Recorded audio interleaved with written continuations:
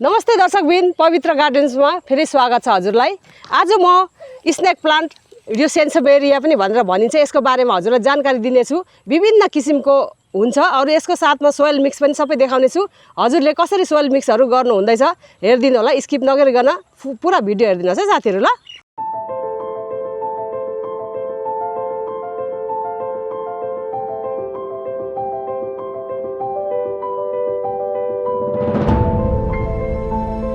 हेर्नुहोस् साथीहरू, यो एकदम 100% अक्सिजन दिने खालको स्नेक प्लान्ट हो है त। यो भन्दा भेरिकेटेड छ नि, यो त हरियो र यो पहेँलो भएकोमा प्राकृतिकले बनाएको चाहिँ खास चाहिँ हाम्रो चाहिँ यो फुल्ली ग्रिन भएको चाहिँ एकदम यो नेचर हो है त हाम्रो। तर समय अनुसार सबै परिवर्तन हुँदै हुँदै गएर चाहिँ अहिले हाइब्रिड हुँदै गएको छ।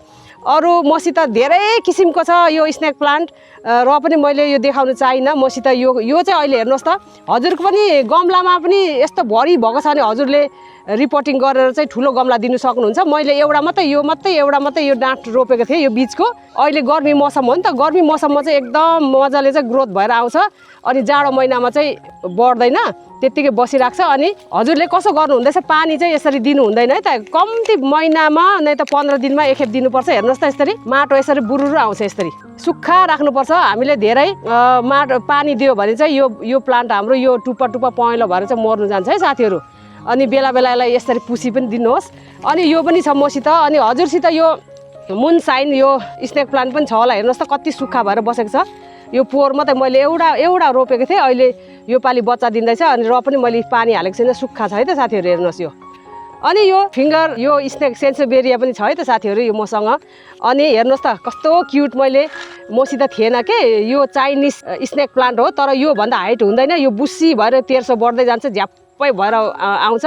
मसित झ्याप्पै परेको अलिक ठुलो पोटमा थियो, मैले डिभाइड गरेर यसरी रोपेको छु। कस्तो क्युट देखिन्छ नि साथीहरू। हेर्नुहोस् त, एलोभेरा जस्तो देखिन्छ नि, तर दरो स्नेक प्लान्ट हो है त यो पनि। हेर्नुहोस् त कस्तो दामी छ। अनि हजुरले फेरि यो डिभाइड गरेर पनि रोप्नु सक्नुहुन्छ बच्चा निस्केपछि। अरू यस्तो खालको प्लान्टको चाहिँ साथीहरू, जस्तो कि एउटा पत्ता हजुरले रोप्नु कटिङबाट पनि सर्छ, यो माटोमा सार्दाखेरि अरू पानीबाट पनि सार्छ। धेरै जस्तो साथीहरूलाई थाहा पनि छ, थाहा नहुने साथीहरूलाई एकदम जानकारी दिन चाहन्छु है त म। अनि हजुरले जस्तो कि यो यस्तो भेरिकेटेडवाला पात हजुरले माटोमा रोप्नु भयो भने फेरि यस्तै खालको निस्किँदैन नि साथीहरू। यो ग्रिन भएर ग्रिन भाग मात्रै निस्किन्छ, यो पहेँलो चाहिँ निस्किँदैन। अनि हजुरलाई यो जस्तोको त्यस्तै बनाएर यसरी रोप्नु मन छ भने चाहिँ हजुरले यो जरासँगै चाहिँ हजुरले रोप्नु सक्नुहुन्छ है त। अनि अब यसको हालखबर कस्तो छ, पोहोर मैले यसमा यो मेरो यो प्लास्टिकको यो पोली ब्यागमा मैले एउटा मात्रै रोपेको थिएँ। अहिले कस्तो हुँदो रहेछ हेरौँ। यसरी निकाल्नु सक्यो भने निकाल्ने हो, नै त भने यसलाई काट्नुपर्छ है त। हेर्नुहोस् त, यो माटो फुरुरु झरेको है, नहुने रहेछ साथीहरू। एकदम कसिलो भएको चाहिँ बच्चा निस्केर के, म यसरी नै च्यात्नु चाहेँ। यसलाई चाहिँ हटाउनु चाहे साथीहरू। फेरि यसलाई यो सानो प्लान्टलाई सानै पोट दिएको छ, यसको लागि यो ठिक्कै छ। अनि यसको लागि पनि यो ठिक्कै छ। यो ठुलो भाँडा दिने बित्तिकै पानी धेरै भएर मर्छ है त। अनि यो मैले जो यो सानो भाँडा देखाएको छु नि, यसको लागि यो सबै ठिकै छ। म यसलाई केही रिपोर्टिङ गर्दिनँ। जस्तो कि यो चाहिँ धेरै अब बच्चाहरू निस्किनको कारणले अब अटसमटस भयो, त्यो पोली ब्यागलाई फटाइदिनु खोज्दैछ। अनि हेर्नुहोस् त, मैले पहिला पनि भन्थेँ नि मैले हजुरलाई कि पत्करहरू छ भने मुनिपट्टि हाल्नुहोस् है साथीहरू भन्थेँ नि। हेर्नुहोस् त, यो पत्करहरू सबै डिकम्पोज भएर यस्तो हुन्छ, अनि मल भएर चाहिँ यसरी राम्रो फस्टाएर आउँछ क्या हाम्रो प्लान्टहरू। हेर्नुहोस् त कति राम्रो छ मुनि। अनि हजुरले चाहिँ अब जस्तो कि रोप्नु मन छ, यस्तै खालको कलरको चाहिँ निकाल्नु मन छ भने चाहिँ हजुरले चाहिँ यसरी नै ठ्याक्कै यो जरासँग यसरी रोपिदिनुहोस् है त। यसरी नै यो अनि मात्रै यस्तो खालको भेरिकेटेड भएकै आउँछ। अनि हजुरले चाहिँ यो जरा छैन भने चाहिँ हरियो मात्रै निस्किन्छ है त साथीहरू। म यो अर्कैमा रोप्ने छु यो। अनि यसै गरेर अब अनि हरेक साल रिपोर्टिङ गर्नुपर्छ है त साथीहरू। कुनै पनि यो हाम्रो पर्मानेन्ट प्लान्टलाई चाहिँ रिपोर्टिङ गर्नु नबिर्सिनुहोस्। अनि हामीले माथिबाट मात्रै मलहरू लिक्विड मात्रै थपेर हुँदैन, तल पनि रुट बाउन्ड हुन्छ। अनि त्यस कारणले हामीले चेक गरेर चाहिँ अनि यो बच्चाहरू थपिँदै जान्छ नि त। अनि जति परिवार ठुलो भयो त्यति त ठुलो घर चाहिन्छ, हामी मनुष्य होस् चाहे प्लान्ट होस्। अनि त्यस कारणले अब यो परिवार भनौँ न, यो प्लान्ट यो एउटा यो मदरको यत्रो 4टा मैले अघि काटेँ, अनि यो 4टा त निस्कियो। अनि यसको लागि त ठुलो परिवार बढेपछि त घर चाहियो अलिक ठुलो, त्यस कारणले मैले ठुलो घर दिँदैछु है त साथीहरू। यसरी नै हेर्नुहोस् साथीहरू, मैले यसमा माटो मेरो गार्डनको माटो, अनि बलुवा, अनि यो धानको भुस दिएको छु। अनि अघि नै त्यो पोखिसकेको थियो कि मेरो बोन मिल, अनि यसमै मैले एडभान्समा मैले मिसाइदिएको छु। अनि म चाहिँ उयो कोकोपिट चाहिँ हाल्दिनँ, हजुरले पनि हाल्नुहोस् साथीहरू। किनभने यो हाम्रो प्लान्टले चाहिँ यो स्नेक प्लान्टले चाहिँ पानी मन पराउँदैन। कोकोपिट हाल्यो भने चाहिँ पानी चाहिँ तल होल्ड गरेर राखेको हुन्छ अनि पानी धेर भएपछि हाम्रो प्लान्ट मर्नु जान्छ। त्यही भएर कोकोपिट चाहिँ नहाल्नुहोस् है त। हजुरले कसरी रोप्नु हुँदैछ म चाहिँ हाल्दिनँ है साथीहरू, हेर्नुहोस् म चाहिँ कोकोपिट हाल्दिनँ। अनि अब रह्यो अब खानेकुरो त दिनु पर्यो। अनि त्यसै गरी मैले यो वर्मी कम्पोस्ट हुन्छ कि हजुरले पुरानो गोबर मल हुन्छ यसरी नै मिसाइदिनुहोस् यसरी नै। अनि मैले बोन मिल त अघि हालेको नि देखाइनँ मैले होइन, अनि यो भुस पनि हालेको देखाइनँ, अहिले यो मल चाहिँ देखाएँ साथीहरूलाई। अनि त्यसै गरी यो हाम्रो यो लिफलाई चाहिँ एकदम साइनिङ अरू हेल्दी हुनुको लागि हाम्रो खुबसुरत सुन्दरता भनेको नै यो पात हो नि त साथीहरू। अनि यसलाई सुन्दरता एकदम साइनिङ हुनुको लागि हामीले त यो निम खली चाहिँ हजुरले कहीँबाट पनि लिएर व्यवस्था गरेर हजुरले लाउनुहोस्। धेर पनि दाम पनि छैन, यो निम खली चाहिँ हाल्ने कोसिस गर्नुहोस्, किरा पनि लाग्दैन।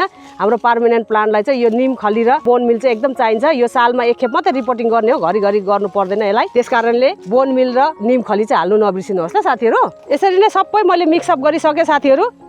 अनि अहिले चाहिँ मेरो पोली ब्यागमा हुनेको कारणले मैले यो 10 इन्चीको पोटमा मैले रिपोर्टिङ गर्दैछु। अर्को सालमा मैले 12 इन्चीको पोटमा चाहिँ हाल्नु बाध्य हुन्छु म। अनि हजुरले गमला लिएपछि यस्तो होल चाहिँ यो वेल ड्रेन भएन भने हाम्रो कुनै पनि प्लान्ट मर्छ। अनि त्यही भएर यो होल हुनु एकदम जरुरी छ है त साथीहरू, हेर्नुहोस्। अनि यसरी नै ठ्याक ठ्याक लगाइदिनुहोस्, हेर्नुहोस्। अब यसरी थिचताच पारिदिनुहोस्, एयर पकेट नहोस् के। अनि त्यस कारणले यसरी नै ठ्याक्क बिचमा पारेर राखिदिनुहोस्। अझै किनभने यसको बच्चा निस्किने अझै समय छ, हाम्रो यो गर्मीभरि नै हाम्रो बच्चा निस्किनुपर्छ नि त। त्यस कारणले बिचमा पारेर चाहिँ यसरी रोपिदिनुहोस् है त, यसरी नै। मैले पहिलाको भिडियोमा मैले प्युर ग्रिन मात्रैको भिडियो देखाएको थिएँ, योपालि भेरिकेटेडको देखाएको छु। फेरि अर्को समय अब समयअनुसार मैले अर्को स्नेक प्लान्टको भेराइटीको मैले हजुरलाई टेक केयरहरू रिपोर्टिङहरू सबै देखाउने छु ल साथीहरू, 1 by 1। जस्तो अब कस्तो दामी हुन्छ। अनि फेरि यसलाई घाममा राख्ने हो कि छायामा राख्ने भनेर क्वेसन आउँछ है साथीहरू। अनि यसलाई चाहिँ भित्र रुममा राख्नुहोस्, चाहे सिँढीमा राख्नुहोस्, चाहे बरन्डामा राख्नुहोस्, एकदम छाया मन पराउँछ, घाम मन पराउँदैन। घाम भयो भने एकदम पात डढेर जान्छ।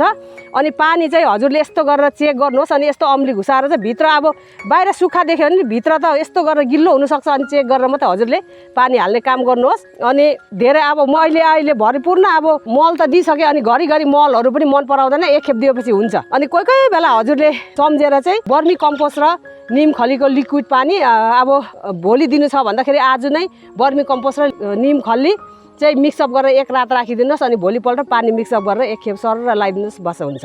अरू फन्जिसाइड मैले अघि लाइनँ नि साथीहरू, किन लाइनँ भने हजुरहरूलाई म जानकारी दिन चाहन्छु। मैले कति खेप देखाएको छु, सोइलमा माटो मिक्स गरेर पनि लगाएको देखाएको छु हजुरलाई होइन, अनि पानीमा मिक्स गरेर पनि लाउने छु। अनि जस्तो स्टाइलले लाए पनि हुन्छ है त। यो अब कुनै पनि कम्पनीको हुन्छ, यो चाहिँ साफ कम्पनीको हो।